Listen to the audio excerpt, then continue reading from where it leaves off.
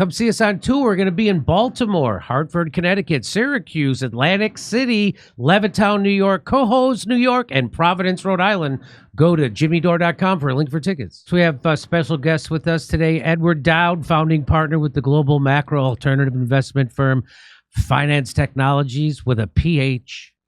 In his Wall Street career, he's worked as both credit markets and equity markets for firms including HSBC, Donaldson, Lufkin, and Genret, Independence Investments, and most notably at BlackRock as a portfolio manager, where he spent 10 years managing $14 billion growth equity portfolio. 2022 saw the release of his book, Cause Unknown, The Epidemic of Sudden Death in 2021 and 2022. Welcome back to the show, Ed Dowd. Hey, Ed, how are you?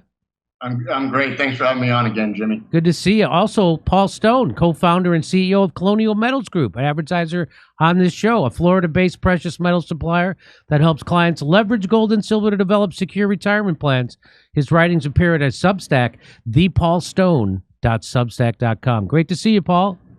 Great to see you, Jimmy. Great to see you, Ed. Okay. Good to see you, Paul. Now, I'm going to throw you both a little curveball. I didn't tell you we were going to talk about this today, but real quick, I want to go over this because this just happened yesterday.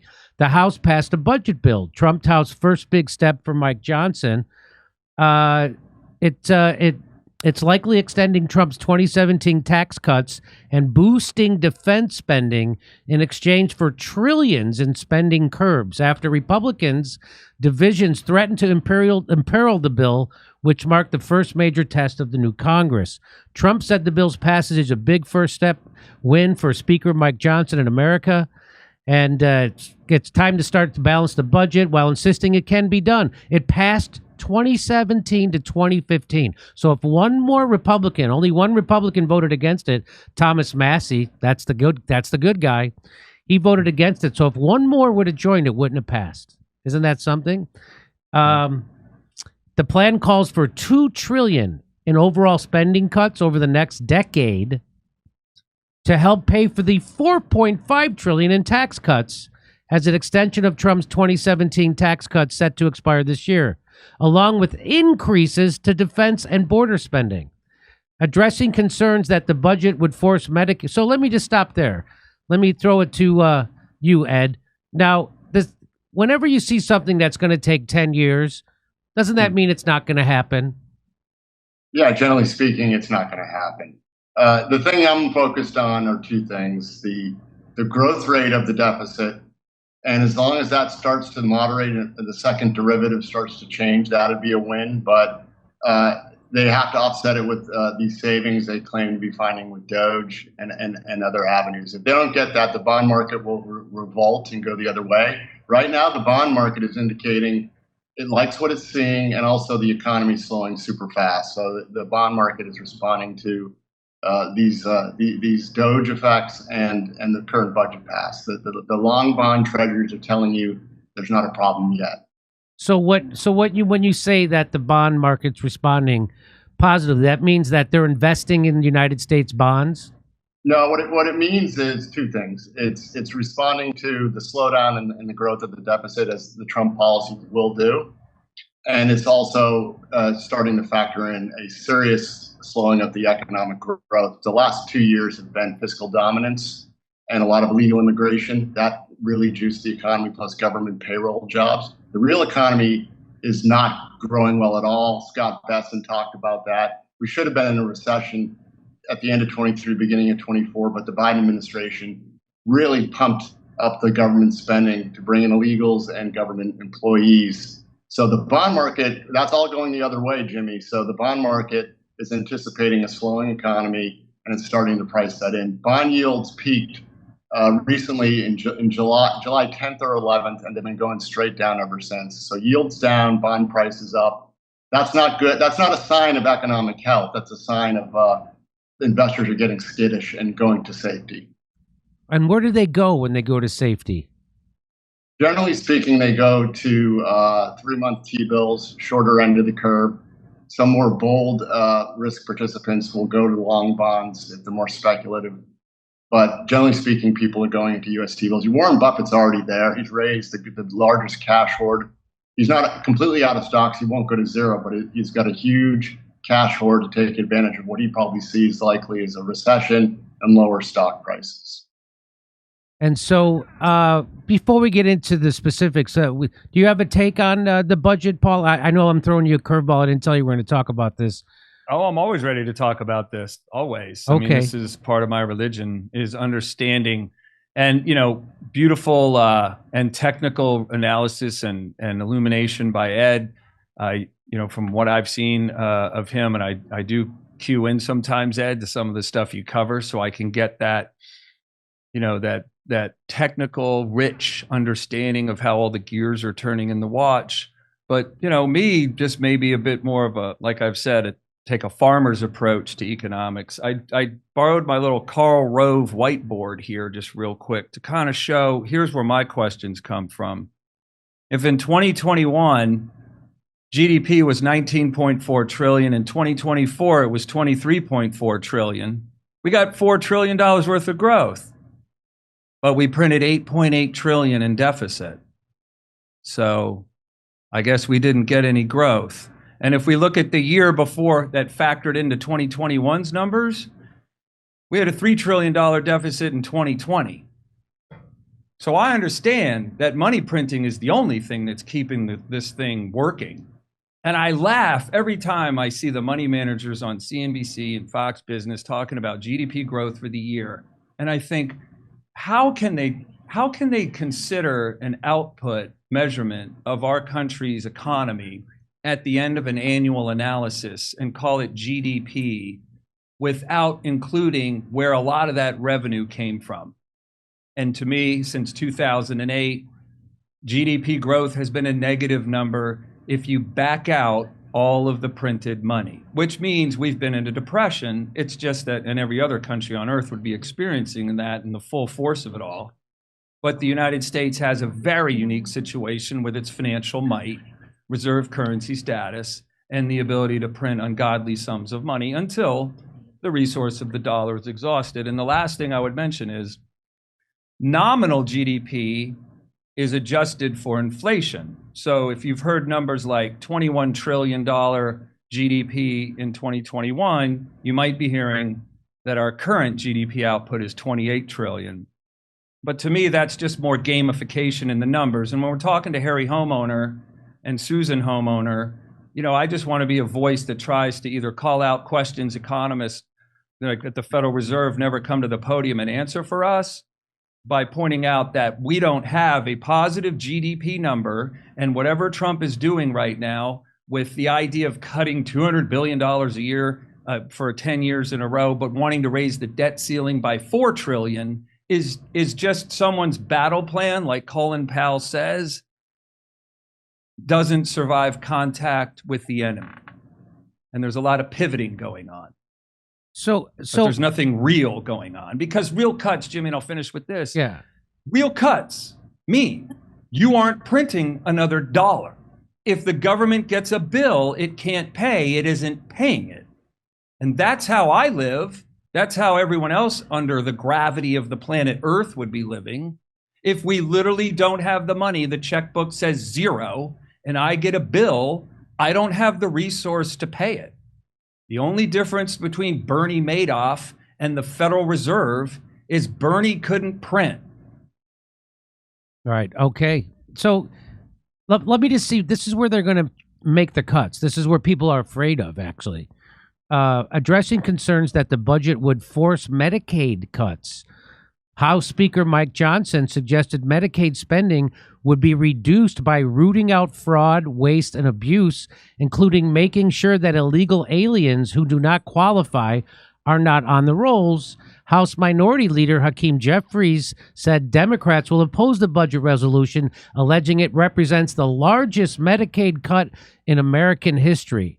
Although the resolution doesn't specify where the spending will be cut, and instead establishes top-line numbers that House committees would be required to adhere to in writing legislation to lay the spending framework for Trump's agenda for the various areas. So they're not actually, those cuts aren't in there. They have to now go send them to committee, and then the committee has to decide it's going to go to the Energy and Commerce Committee, which handles Medicaid policy, for example, is tasked with finding $880 billion in cuts, leading some Republicans to raise concerns that the cuts are only achievable by significantly slashing Medicaid spending. Trump endorsed the House plan over the Senate plan, writing on Truth Social last week he favors one big, beautiful bill that implements my full American First agenda, everything, not just parts of it, urging both chambers to pass the resolution. The Senate passed its own spending plan last week that omits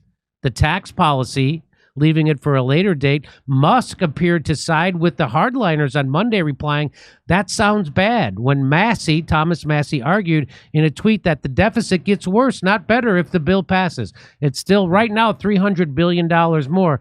Well, here's one more point. We knew it, but seeing the data laid out, it's still shocking. Higher taxes for most, deep cuts to Medicaid and SNAP, all to fund tax breaks for the top 1%.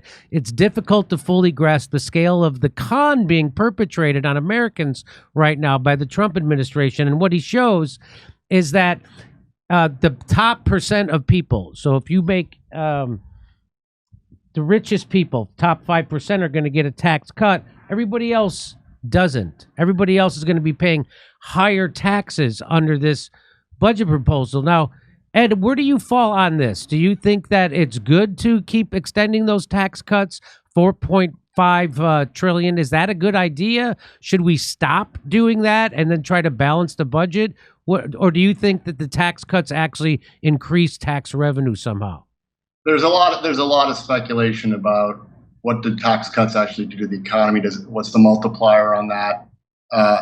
I think regulations need to go the way of the dodo bird, because a lot of business, to build a home, there's like $30,000 to $40,000 of permitting costs and regulatory costs before you even break ground.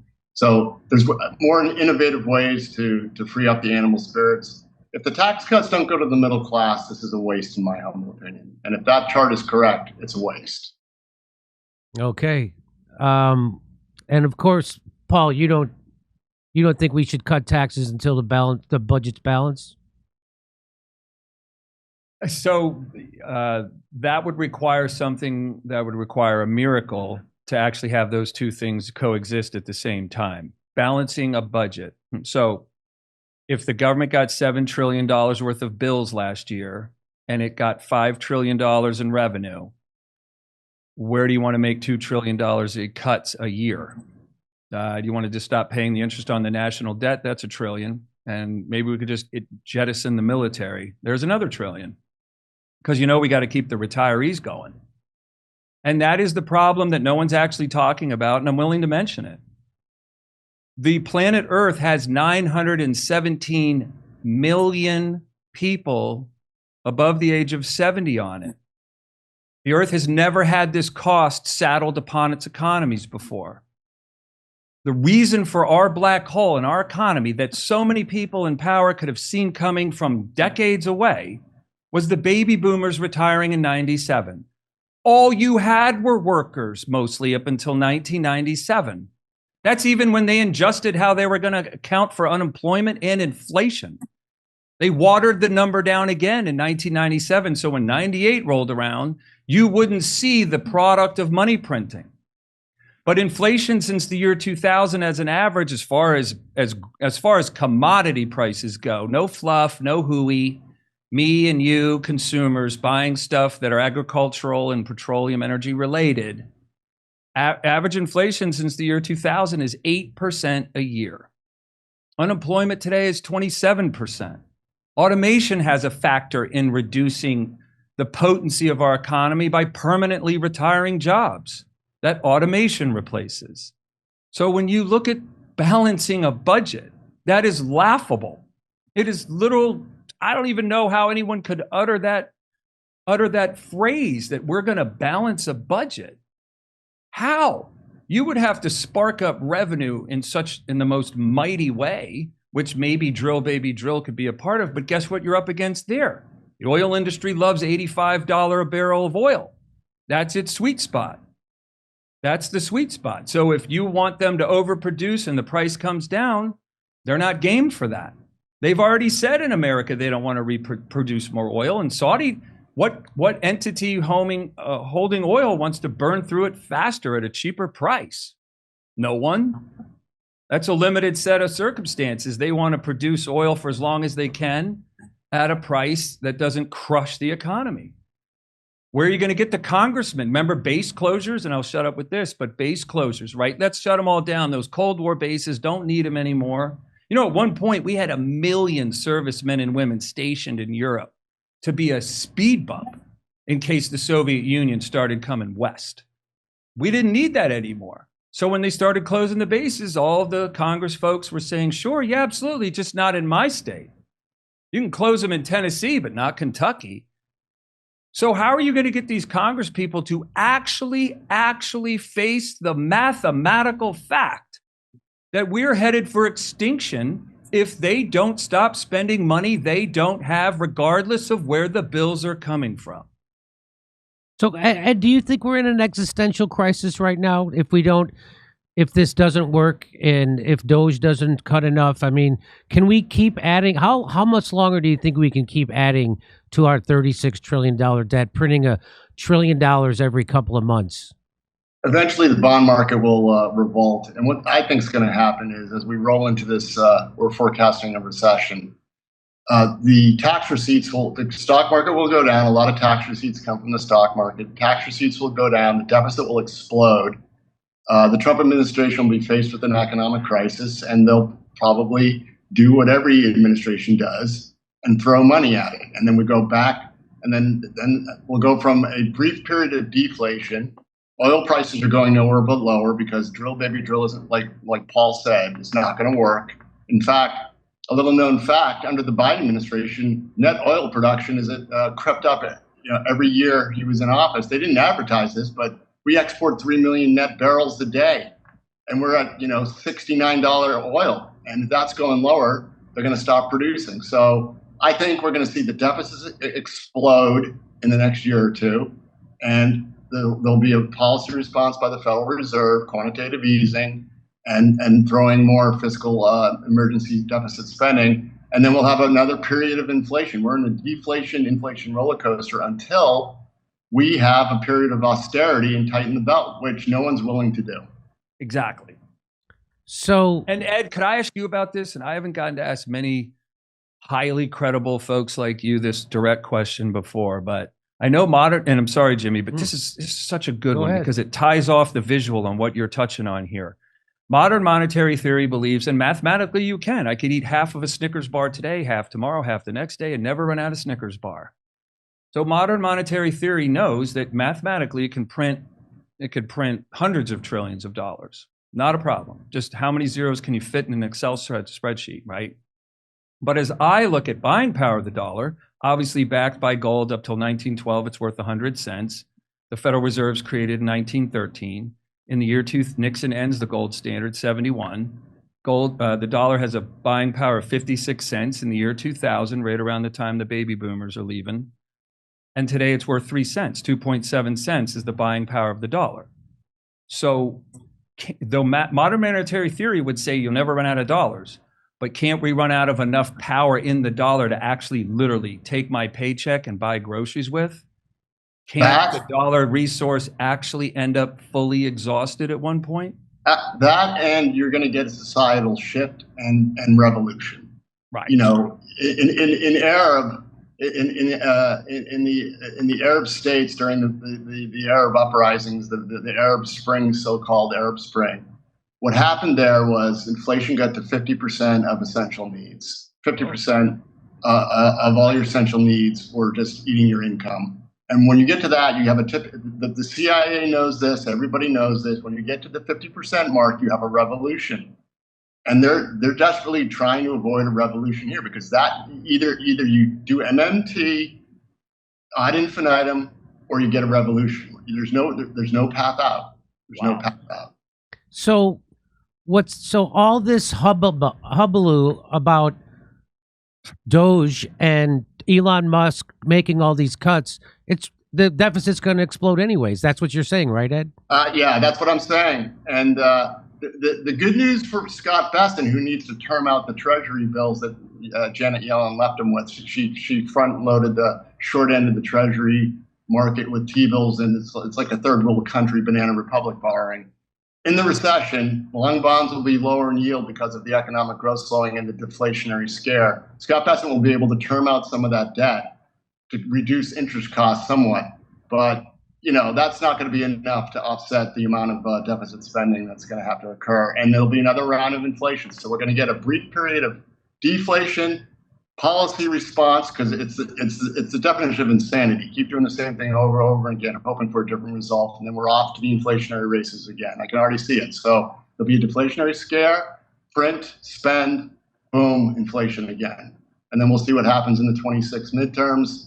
And this is where we are. And the only way out is fireside chats and national austerity, but no one's willing to do it because the boomers are voters, and we have demographics are destiny. And right now we have, like Paul said, we have an aging population that's getting all their goodies now, and we don't have enough workers to feed the system. That's it. Bottom line.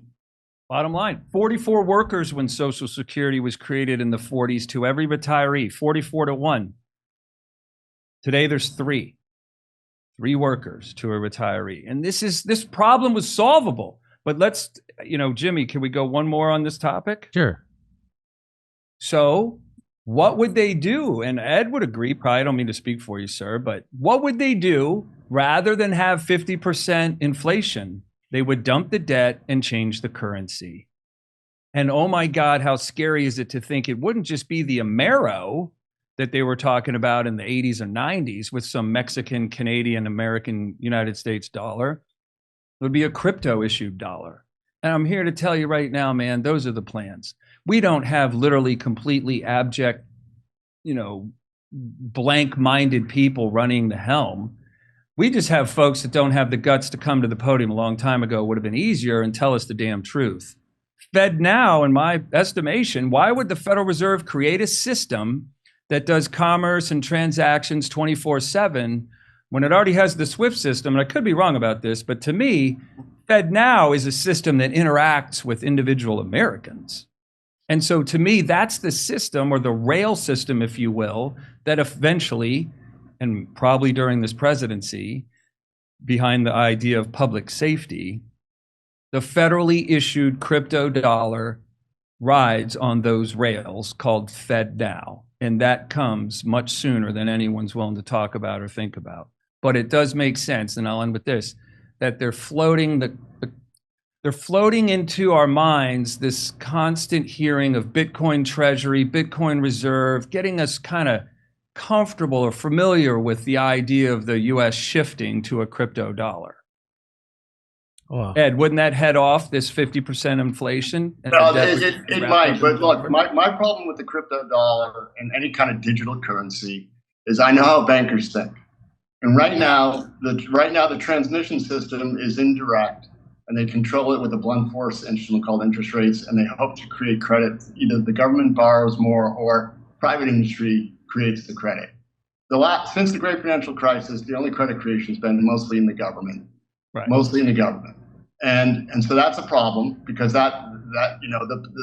those closest to the printing presses are the ones who benefited since the great financial crisis. Owners of assets, hedge fund managers, private equity guys, real estate people, and government NGO employees. Those are the only ones. The rest of us have been struggling. Yep. So this cryptocurrency, I know how they think. The velocity of money is the thing that really no one understands, and it's very mysterious. When the velocity of money goes up, inflation goes up. When the velocity of money goes down, you have a deflationary problem. It's been going down since 2000. These guys would love nothing more than to tie us to the Fed directly, and then they could modify our behavior and change the money supply through control. And I don't like control. I like my independence, and this is a control system. Right. And Jimmy, maybe you asked a long time ago, and I said velocity of money. It's like if you rolled up for a moonlight kiss with your significant other at the edge of a lake, right? You missed the brakes and you rolled right into the lake and ruined the night. But if you hit the lake at 600 miles an hour, you wouldn't be there long enough to get trapped in the lake. You're already gone. The wheels barely touched. And that's like an a visual on what velocity of money could mean. Our sponsors, Colonial Metals Group, helped me with my goal of protecting my financial future. Being at the whim of the stock market or the current administration doesn't make me feel safe or secure, but having a self-directed IRA where I can safely store gold and silver, assets that have stood the test of time, no matter what the economy or the government policies are, makes sense to me.